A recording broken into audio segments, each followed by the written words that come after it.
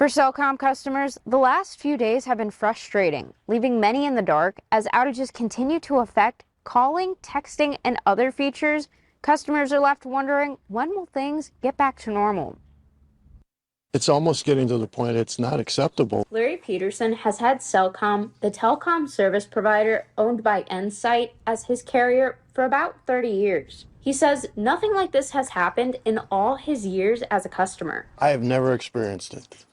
And so this has been very frustrating. Since Wednesday night, Cellcom customers have been dealing with an outage, impacting calling, text messaging, and other voice services. Customers looking to switch carriers are unable to port their phone numbers as the outage is also affecting that service. Larry says he and his wife are planning to ride it out since he's had the same number for 3 decades, and starting over, he says, just isn't worth it. Our phone number is tied to everything in our life, and so we want to stick with this for the time being. But for Misty Mashad, who owns a business, she says her experience has been different. She says she feels Cellcom hasn't been as open as they said they would be.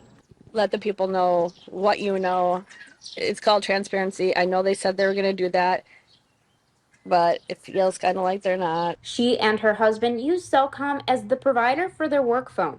But with the outage, they've been getting business text on their personal numbers, and their customers are frustrated. She hasn't seen any new updates and just wants to know when the services will be restored. I would like to know kind of an end date or an estimated end date on this. However, customers like Chuck Neville are keeping a positive outlook on the outage. You know, it's technology and things like this are going to happen. It could always be more serious than what it is, and hopefully they get everything resolved quick. I reached out to Cellcom multiple times, but they have yet to agree to an interview or answer my questions. In Sturgeon Bay, Hannah Lopez, NBC 26.